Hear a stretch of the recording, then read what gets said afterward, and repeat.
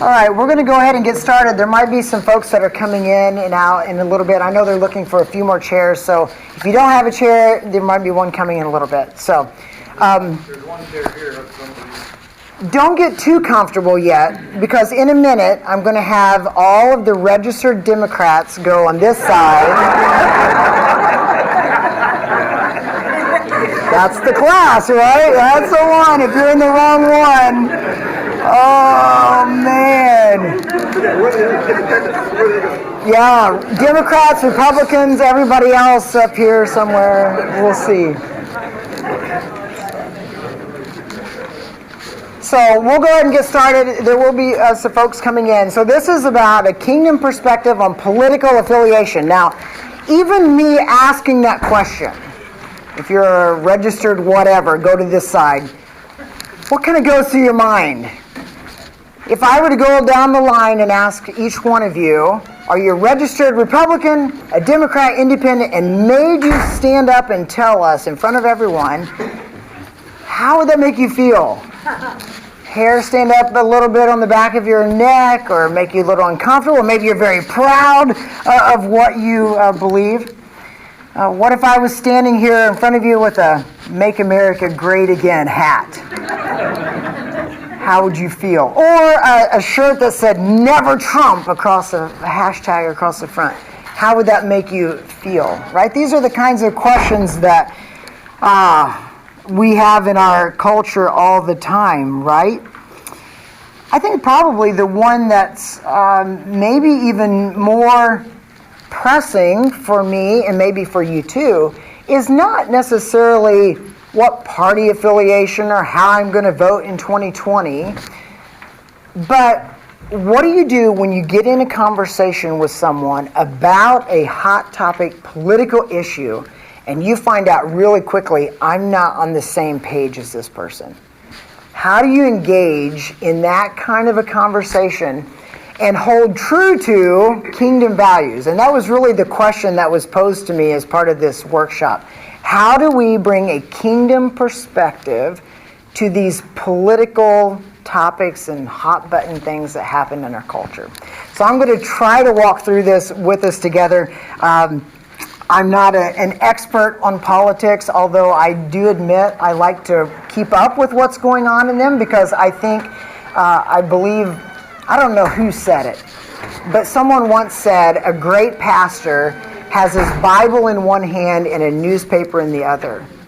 And I think there's a lot of truth in that, because our people are reading the newspaper, they're watching what's going on, and when they come into the church, they're trying to figure out, how do these two come together? And so I think it's wise for pastors to be aware of, maybe not intimately, but to be aware of what's going on and to be able to bring a Bible perspective to that.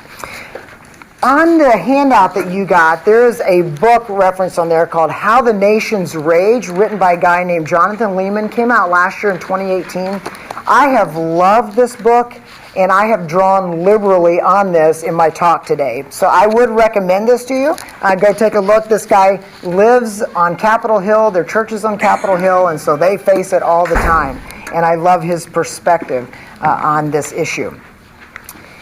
If you've been around me much, or if you haven't been around me much, one of the things that I've appreciated about the last two sessions that were in this room, and one of the things that I'm going to do in here today, is talk about some definitions. Definitions are important anytime we talk about these kinds of issues, and so we've got to come at it from a perspective. So let me ask a couple questions, and just real quickly, I want you to throw out some answers. And again, very quickly, we're not going to spend much time on this. But the question that we're asking is, how do kingdom-centered Christ followers think about political affiliations? So the first definition we've got to ask is, what are kingdom-centered Christ followers? Okay, so if you were here last night and you heard Jeremy talking about kingdom-centered, what would you say, just real quickly, what does it mean to be kingdom-centered Christ followers? Anybody, just real quickly. Aliens. Okay, aliens? Apolitical. Apolitical, okay. Jesus is Jesus is king. Great. What would it look like if someone was not kingdom-centered? Sometimes we can answer the question better that direction.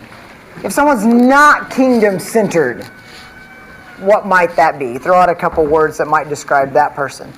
Not you, of course. The other person. Self. Materialistic, self, okay. Can you even be a Christian without being kingdom-centered? It's a good question to ask. What does it mean to be political? Let's throw that one out. What does it mean when we say political affiliations? What does that mean to be political? Give me a few words. Issue-driven. Issue-driven, okay?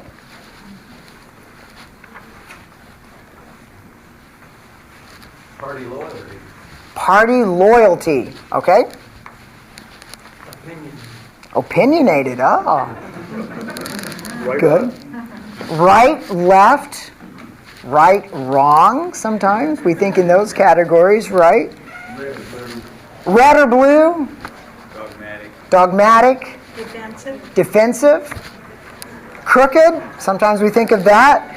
Power, Congress, laws, lots of different things that come into our minds. Lies. Let me ask this question. Are politics in and of themselves bad?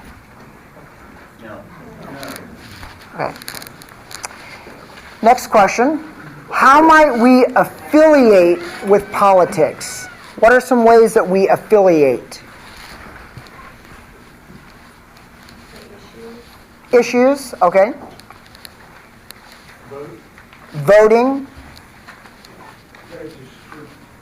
Registered, okay. Registered to vote, perhaps, okay.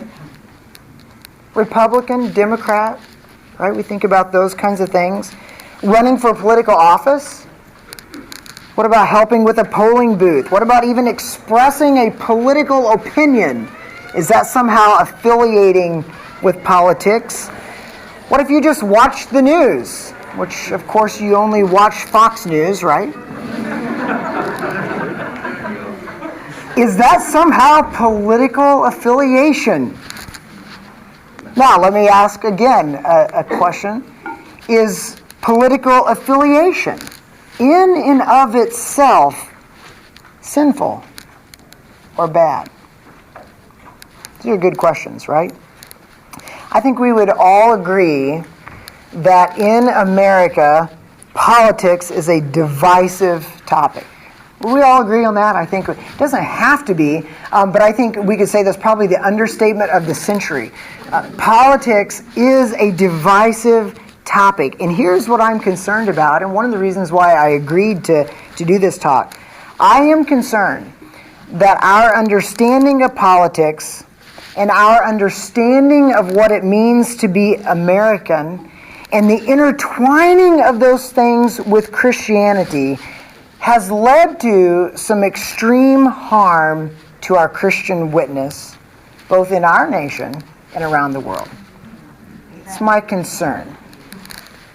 It's not that some things are inherently sinful, but sometimes intertwining these things has done significant harm to our Christian witness. So how do we come out of that? How do we rise above that? That's what I'm hoping to sort through a little bit today. So let's start with some definitions, okay? Let's start with what does it mean to be kingdom-centered? On your handout at the top is a copy of Psalm 2, a coronation psalm. I want to read through that psalm because I think it provides a lot of insight when it comes to political conversations. I'm reading out of the ESV translation, and as we go down through this, I'm going to interject a few comments between the verses, and then we'll go from there. So Psalm 2, the psalmist writes, "Why do the nations rage and the peoples plot in vain?" Would you say the nations are raging right now? Rage is kind of the only thing that's allowed in politics anymore, right? If you're not raging about it, then clearly you don't care. There's an issue going on right now in Sarasota. There's a 15-acre plot of land in the middle of a residential area. that the Florida Baptist Home has asked the county for an exception to put a children's home there. Okay, and the neighbors, some of the neighbors, are having a fit about this. This is a 5-acre residentially zoned, and so they're making this a multi-dwelling unit. And I got tagged in a Facebook post by a person who is raging about this issue. Okay, I suppose because I'm involved in foster care and the location is somewhat close to our church, so I suppose this person thought I might be interested. Verse 2. The kings of the earth set themselves, and the rulers take counsel together against the Lord and against his anointed, saying, let us burst their bonds apart and cast away their cords from us. Notice there the comparison between the kings of the earth and the Lord and his anointed. Let me ask a question here. How many kingdoms are there, really? There's only one true kingdom, right? The kingdom of the anointed, the kingdom of Christ. Sometimes you'll hear terminology like we live in two kingdoms. We live in the kingdom of Christ and we live in the kingdom of this world. And I think that's somewhat of an apt description perhaps. I think we could also say we live in two ages. We live in the age of the fall and we live in the age of the new creation, and those two come together. Both of them have their political structure, but there's only one true kingdom. Okay, and we'll talk about that more a little bit later. Verse 4 says, he who sits in the heavens laughs. The Lord holds them in derision. What is God's reaction to the raging of the nations there? He's laughing, right? Then he will speak to them in his wrath and terrify them in his fury, saying, as for me, I have set my king on Zion, my holy hill. I will tell of the decree. The Lord said to me, you are my son. Today I have begotten you. Ask of me, and I will make the nations your heritage, and the ends of the earth your possession. You shall break them with a rod of iron and dash them in pieces like a potter's vessel. What is the end result there, by the way, of the kings of this fallen age? Doesn't look too flattering when you look at it, dashing them in pieces.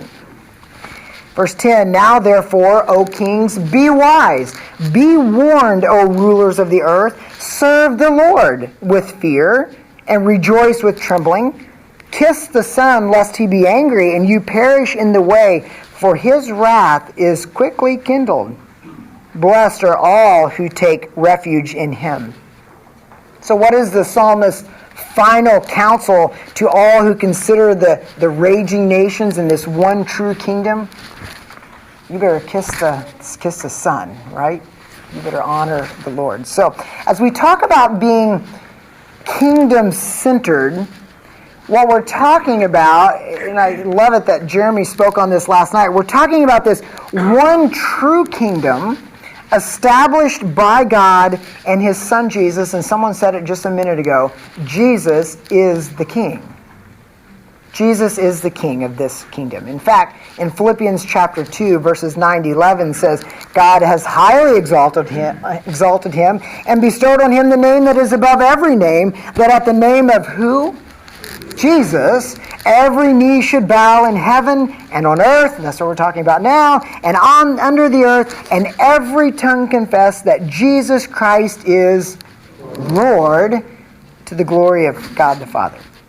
So, if Jesus is the Lord, if he's the King, then our lives operate by the laws of his kingdom, okay? The basis for our thinking today as part of this class and our basis for our actions that hopefully come out of this are based upon his revelation, God's revelation of himself to us, captured in Scripture through his Son Jesus Christ. Okay, so he's the King, and so when we talk about being kingdom-centered, we're saying, what does God have to say about this situation or this political activity? Okay? that's our first definition. Now let's turn our attention for a minute to what do we mean by politics, or what do we mean by getting political? Somebody's getting political on us, right? On your notes there's a statement that at first glance might look outrageous. And that is this: all religion is political, and all politics is religious. Do you believe that? All religion is political, and all politics is religious. Let me explain what that means. First of all religion is political. What do you mean by that? I would say the church is political all the way down and all the way through. Something that is political, just that word itself means something that has a king or a ruler, and it operates or it's governed by a set of rules or commands or desires of that king.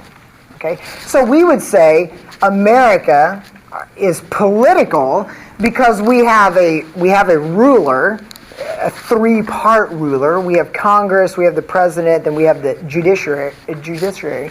But we have a ruler, and we operate by a set of laws that we call the Constitution and everything that flows out of the Constitution. Okay, so we would say America is very clearly political in that sense. Well, if you take that same definition and apply it to the church, we could say the church is political in the sense that we have a ruler. We have a 3-in-1 ruler, right? We have the Trinity. And we have a set of laws or commands. We call it the Bible. We call it the revelatory character of God revealed in Jesus Christ that we follow. Okay, so we have a ruler, and we have this system of beliefs that we follow. So we could say, if we use that definition, that religion, Christianity, is political. It falls under that same definition. Now, at the same time that is true, we can also say that all politics are religious. Okay, and here's what we mean by that. Our politics, me and you, if I'm talking to believers, church politics has at its core a big G God. God the Father, the Trinity, right? American politics is also deeply religious, but it is religious as a battleground of little g gods. Okay? So we have a big G God whom we follow very religiously. Everyone else, including American politics, has a God. We would say it's a little g God. And the reality is this. Every person on the earth has a God of some sort. Every government has a God of some sort. You cannot escape that reality. Every Christian, every agnostic, every secular progressive, every ardent atheist, everyone has a God. It's impossible not to have a God because we were created to be a worshiping being. We worship something. We all have gods. Now, so what are some examples? I want to hear you give me some answers here. What are some examples of little g gods that we see in our American culture or in our American political apparatus that we would say, yeah, our world, they chase these little g gods? Give me some examples of those. Power, freedom, sports. Materialism, self. Give me some more. Success. Self-reliance. Netflix. Oh, you went there. Oh, I'm convicted. All right. Safety. Money. Comfort. Leisure. Education. Health. Retirement. It's a lot of little g gods, right? Why is this important to understand? Because every political discussion that you and I have with every person we have it with, whether that's our spouse, whether that's a church member, whether it's our kid's baseball coach, our boss, everyone has a God that they're worshiping. We've got to understand that. Everyone has a God. And to be able to identify what that God is, sometimes it's really apparent, other times it's not as easy to identify, but to be able to identify what that God is allows for facilitating kingdom-centered conversation. Because if we know what their God is, and we know what our God is, now we can start to be able to pull these together, hopefully somehow. Okay? I would make the argument that while America does have many, many gods, and you guys have rattled off a bunch of them, there's one that really seems to rise above the others over and over and over again. And I would say it's the God of autonomy. The God of autonomy. The very American experience began as a rallying cry of freedom. I want to be who I want to be. And I don't want anyone else to tell me what I have to be. We wanted freedom from England, right? Freedom from the Queen or the King. And so the American Revolution happened. Our very founding documents, the Declaration of Independence, begins like this. We hold these truths to be self-evident, that all men are created equal, that they are endowed by their Creator with certain unalienable rights, that among these are life, liberty, and the pursuit of happiness.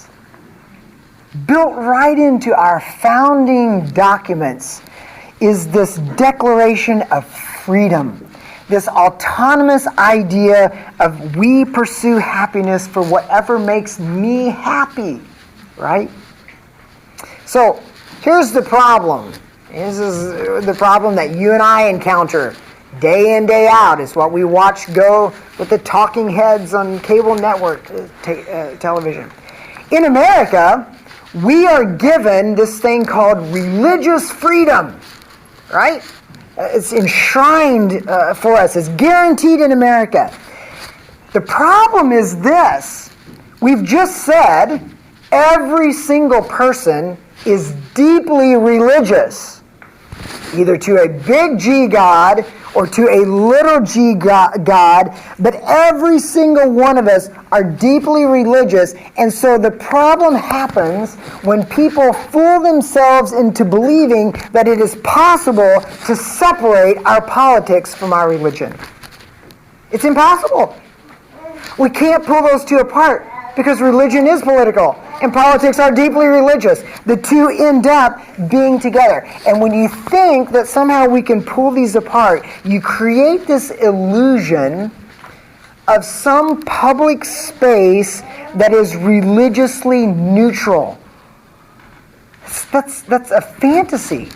There is no space that's religiously neutral because we all walk into every space that we have with our God in tow, whatever God that is, right? But in America, what tends to happen is that the public square or that safe space has been rigged against organized religion. We're not allowed to take our big G God into those places, but we can bring any little G God we want, okay? So it's a bit rigged against this whole Christian thing. So what we're left with is a moral vocabulary that only includes language like rights and equality and freedom. And that works fine if everybody shares a common basic Christian morality, but the conversation crumbles when our religion, when our gods clash, right? If my God is sexual autonomy, then it is my right to exercise that autonomy however I want. And if your organized religion of Christianity says no, guess what? That's not allowed in the public space, so you go away. Let me to live how I want to live. You have no grounds to disagree with me because you can't talk about your big G God. My little g God of sexual autonomy is allowed. So every politician has a God. Every person has a God. And these things come into conflict, and often in the form of political alliances. I begin to align with people who share my God, whatever God that is, right? So how do we begin to address this kingdom-centeredness when we understand that political affiliation, whatever that is, always involves some type of religious thinking? Well, I think it begins with this, and this is what you'll see, I think, in the next point of on your notes. This is what I think it will start with. We first have to turn our attention to what motivates every individual actor on the stage, and that is the heart. The heart. The trouble is, governments can't change hearts. That's why they use force. As Christians, however, we start with the heart. If we are to make our own new political beginning, our own new heart politics, then we must accept a few things. Number one, we must accept our own condemnation before God's law. We must accept that if God is the king of the kingdom and his law is supreme and we've all violated his law, then it starts with an understanding that I'm condemned before God's law. And so secondly, we say, because I'm inadequate to live up to God's law, then I must start by seeking his forgiveness. And the only righteousness that's held out to me, and that is the righteousness of Jesus Christ. It starts there. It starts by saying, I have no right to rule over others because I am justified by faith alone from a merciful God.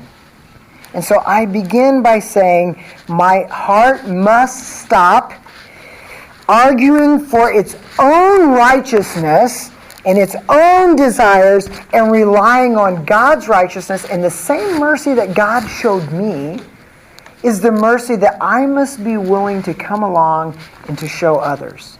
Okay, so it first starts with my own heart. Okay, it starts there. And when you and I recognize that we've received mercy, then we begin to lay down our weapons of war, and we begin to extend that mercy to others. And what we begin to find is, when I realize that my heart is different, I am now part of the ideal political community. Why?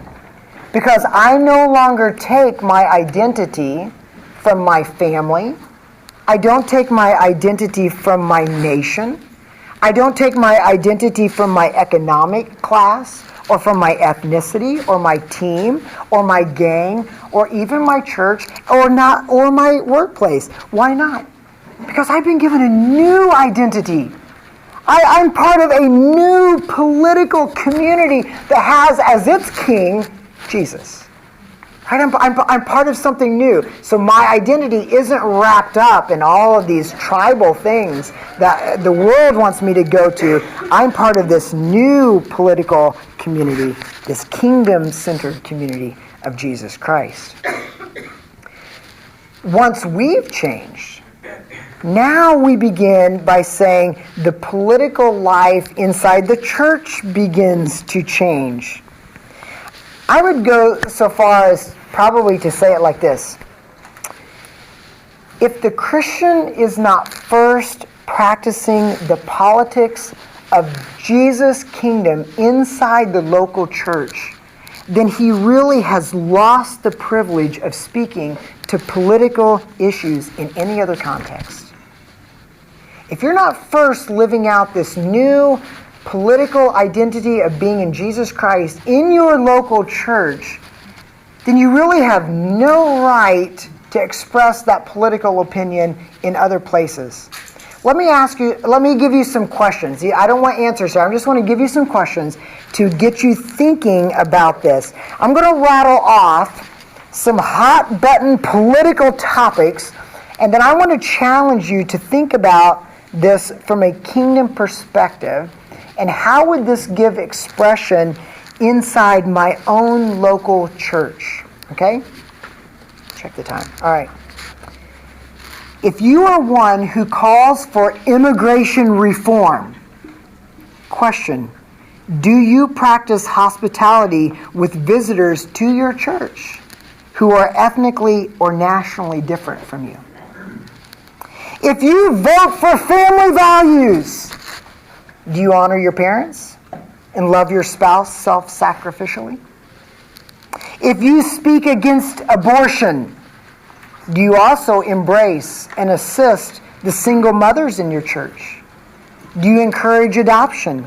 Do you prioritize your own children over financial comfort? If you're one who gives the rallying cry about welfare reform, do you give to the needy in your congregation? If you proclaim that all lives matter, do all of your friends look like you?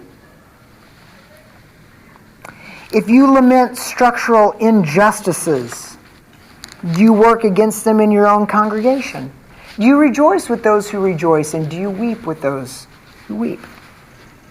If you fight for traditional marriage, do you love your wife like Christ loved the church? If you're concerned about the economy and the job market, and that gets you all fired up when it comes to politics, and the economy is on fire right now, right?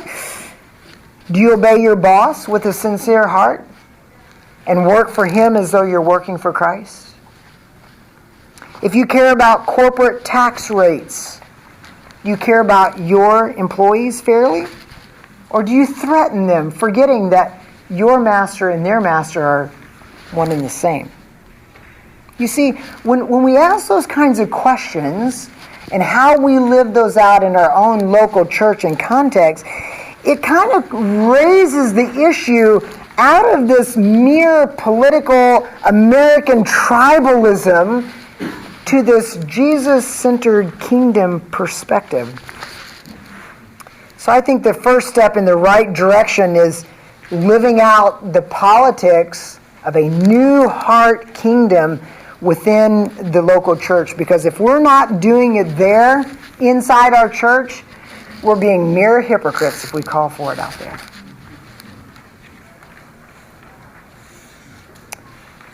How have you succeeded or failed inside your own church in living out new kingdom, new political identity values? I think Jay mentioned it earlier in his talk. If we're doing this well inside our churches, then our churches become embassies of heaven. A church is political like an embassy is political because a church represents one nation inside of another nation, right? So our American embassies, I happened to be in Germany on the day of 9/11 in the World Towers. We went to our American embassy. What do? We're in Germany and we're American citizens, right? Because they represented our country inside of Germany where we were there. In those same ways, our churches represent our King's values and his perspective inside of another nation, inside of America, okay? We're embassies. And so we are called as members of that new kingdom to act as ambassadors of his kingdom, not cultural warriors. We're simply coming along as ambassadors of our King Jesus and reflecting him. And he is a king of compassion, of kindness, of love and mercy, and grace. Yes, he's righteous. Of course, he's just. And yes, he will come back to judge the world. But until he comes, we're called to be salt, not vinegar, in our world.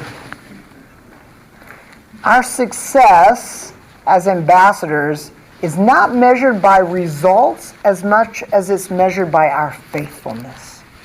Our faithfulness. Faithful to the words of Jesus, faithful to the words of the Scriptures, the cause of the gospel, faithful to our King. And so we speak faithfully in our culture, and then we expect the lions. Because persecution is going to come, right? Our witness to our King may not be vindicated here and now, but we know eventually it will be, right? And so we speak faithfully, expecting the lions. But our church's most powerful political testimony is being the church. And by the way, if you're not a member of one, you should be.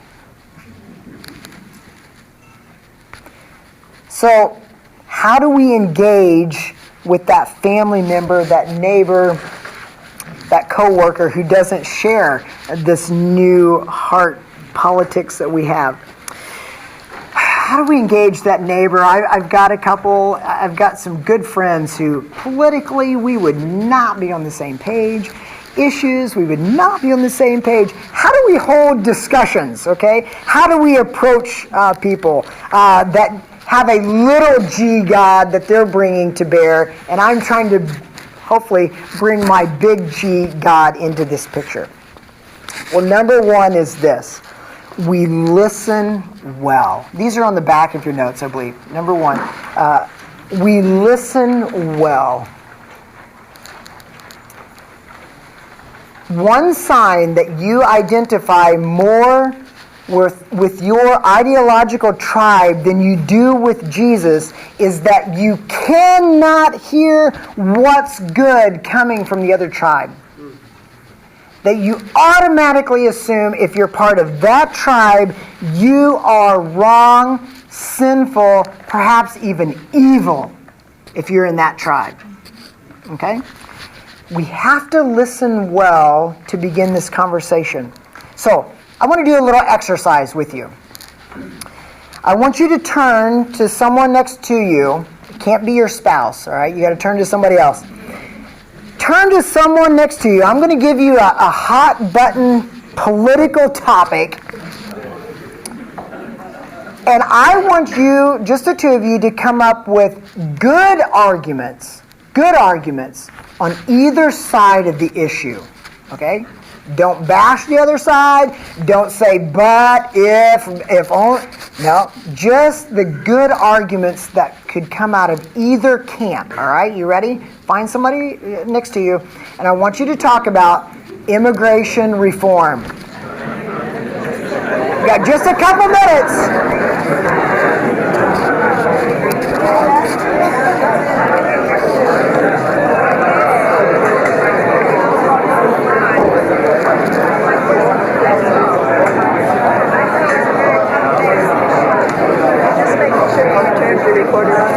He said it was on when he handed it to me, so hopefully it is. I don't know how to run it, so.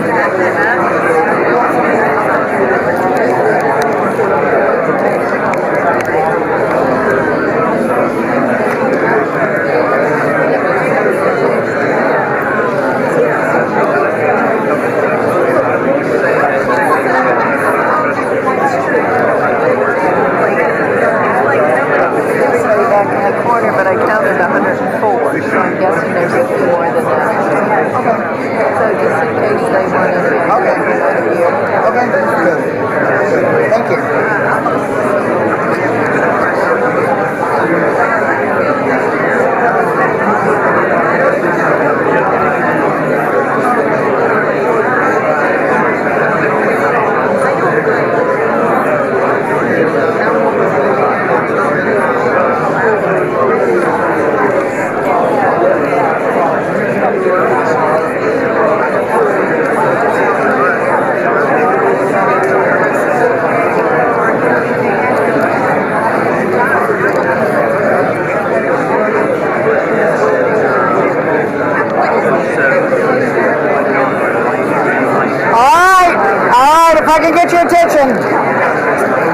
Wow! Wonderful! It sounds like you're hearing lots of good things. How many of you in that exercise were tempted to say, yes, but... How many of you came up with some good things? Throw out some of them. What are some good things? Either side of the, whatever issue side you take, go to some good things in either camp. Now, I know you had some. All that talking, hopefully you came up with something. Oh, there. Maybe there's more than two perspectives. Any amount of good that you come out of any camp, what would you say? Caring for people. Protection. Our people were once immigrants too. Ah, we were once immigrants too. Giving people an opportunity. Opportunity. The American dream. Chaos and disorder are rarely good for anybody. Okay. Okay. I actually felt defensive. I'm an immigrant, an American citizen. I don't look like all of you. I have a different color skin, and it's like, oh man, I need to share with her my perspective. Wow. But I was surprised that, she was, loving, caring. Wonderful. Welcome. I'm glad you're here. Thank you. Great. So the first thing we have to do is listen well to the sides, right? Secondly, when we engage with those who we disagree, we absolutely must remember, and this is number 2 in there, our arguments should, by arguments, I mean our perspective or our side, should seek to persuade rather than to score points. One clear indication that you are simply seeking to score points is that you paint the other side in the worst possible light. Remember I told you about the Florida Baptist home that wants to come into our neighborhood? The accusation made by one person is, if you're not against them coming, it's because you hate children.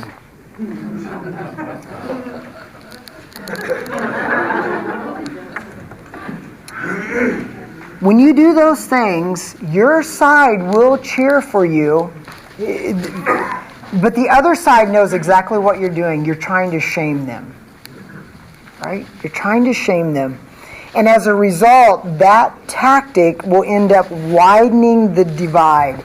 So instead, let's represent our opponents in the best possible light. 1 Corinthians 13:7 says, love believes all things, hopes all things. Let me paint you in the best possible light. Even though I may not agree with you on everything, I don't believe that you hate children. I don't believe that you want people in cages without food, okay, or whatever position you're taking, okay, on that. Over time, when you paint your opponent in the best possible light, you will earn credibility.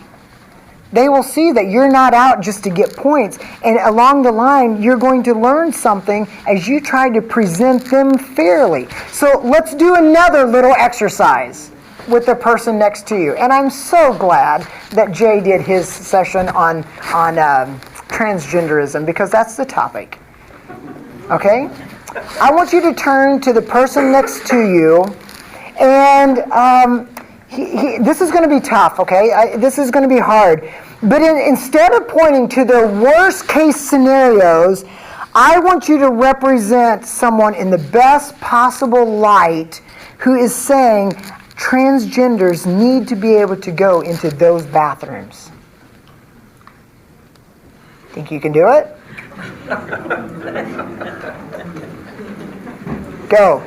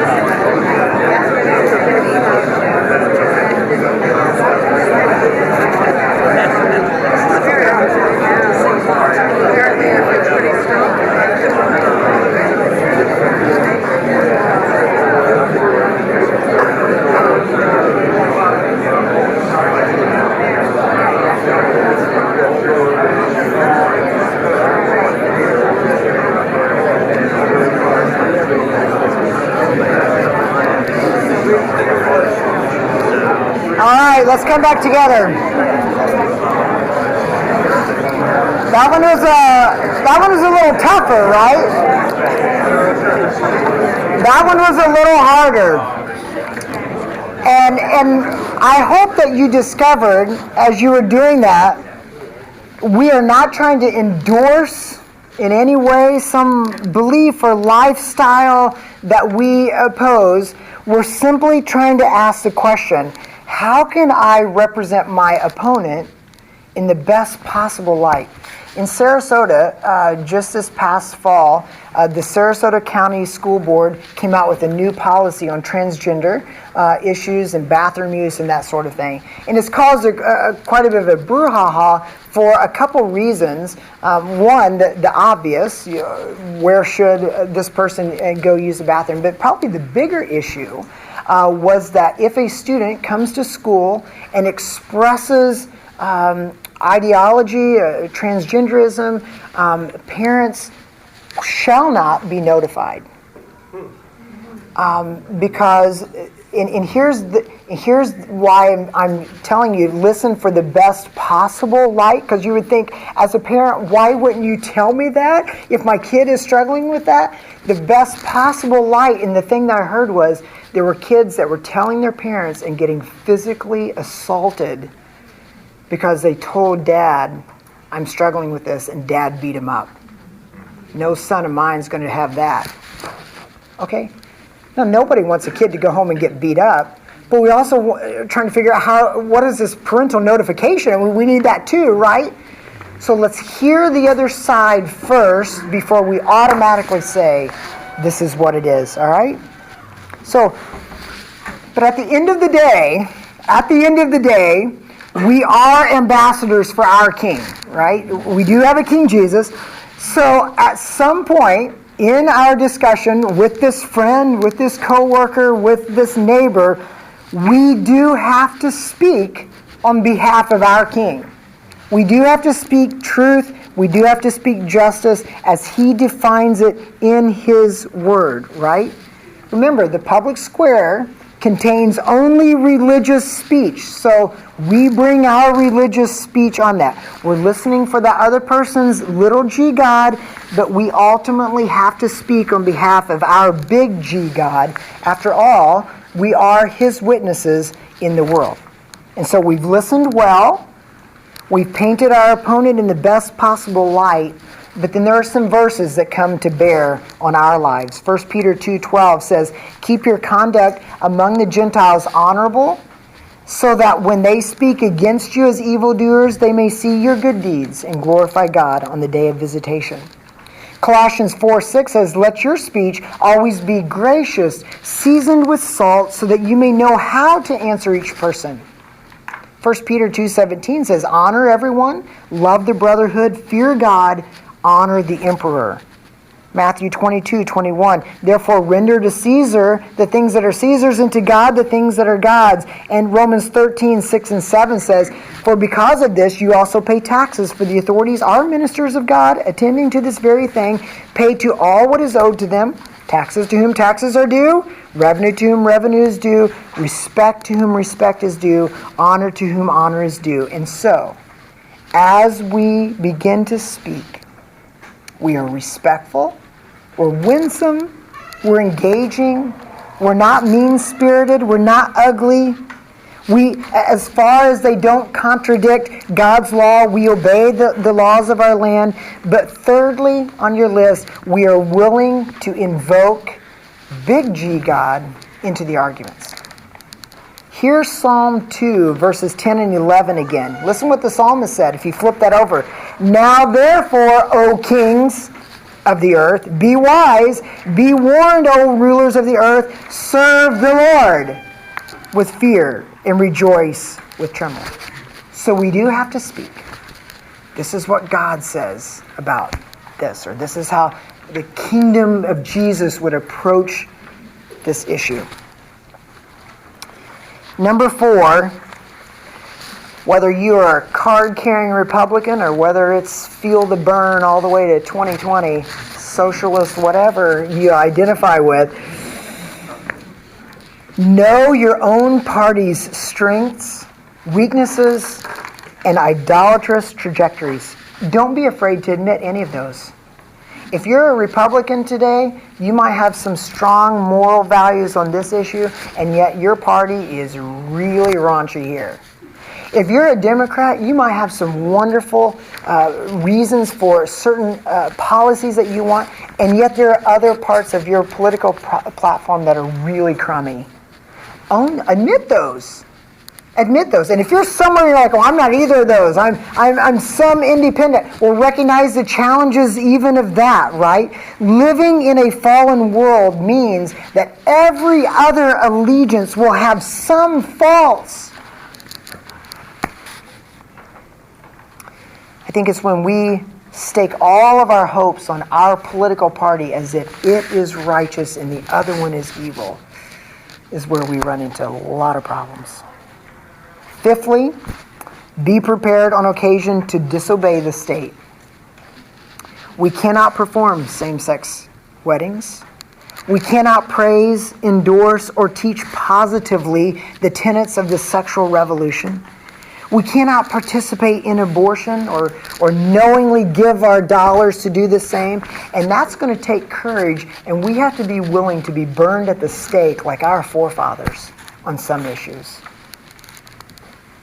And lastly, I would say, sixth, pray for the government and for those who reject God. We might politically engage for love's sake, but don't set your hope on politics. Don't set your hope on a candidate. I have this dear lady that comes to my church, and the last 2 years she's handing me these books about such and such politician. That's the hope of God for the nation. And they kind of go on this stack of books that people come in my office and they're like, oh, you believe that? I'm like, that's my stack of books that I'll probably never read, but they're sitting there. Nonetheless, I feel bad throwing them away. But let me just leave you with this quote at the end, and maybe you have a couple comments or thoughts. Pastor Mark Dever said this: before and after America, there was and will be the church. The nation is an experiment. The church is a certainty. So let's stake our hopes there on that kind of a kingdom-centered political ideology. Let's not set our hope on the political kingdoms of this world. They're not going to get us nearly as far. Just real quickly, maybe a thought or a question or a comment that you have that you were thinking about that you want to share with us, and then I'll close this in prayer in a minute and we'll go to dinner. Yes? On point E, be prepared on occasion to disobey the state. How would you respond with war taxes? War taxes? Should we pay them or should we not? Describe how you would separate them. His question was, how do you feel about war taxes? Should we pay them or should we not? The scripture tells us to give to Caesar what is Caesar's. It's all in scriptures. And Jesus did, right. I don't know that there's a convenient way to separate those. When I file my tax returns. But I'm in conflict with my military stance. Any thoughts? Jesus did, this gentleman said. He was under Caesar's rule. He was under Caesar's rule? Roman rule. And they were at war. You know. So you're advocating, don't pay taxes. Well, we've heard that already. That's what Marlon said. Write it down. Yeah. Sean, somebody was approached that the government knows how much of a percentage of the budget goes for military things, and they would simply put that over into their own setting and only send the percentage that doesn't go to military of their particular tax bill. Of course, someone monitors. Sure. Here's my only thought. I think if you go down that road, you will end up in the same road that people have gone down of where they're going to go shopping because of what that corporation gives to this or that, and it becomes an impossible road to travel. I just want to hear your response. So, yes. The examples you gave of possible times for disobeying the state were associated with the right. Can you give any that are associated with the left? Wow. So his question was, the examples I gave of disobeying the state tend to be on the right, the Republican or the right side of the political spectrum. Are there any issues on the other side where we should disobey the state? I'm just curious if you have any first. I think you're yours. Abortion. Now that he gave that one, that's associated with the right. Yeah. I think the immigrant thing is one where there's a lot of place there where I think Christians can do a lot to impact that issue that the right would not agree with. Yeah. Coming into this election cycle, how do we as pastors and pastor families speak out, invoking God in your arguments when our churches are not supposed to be political in that way? My husband was really attacked on Facebook for stating a political point of view by some people during our last election cycle. And so I have just kind of taken a step back from all politics and social media because people assume that we are representing. Oh, yeah.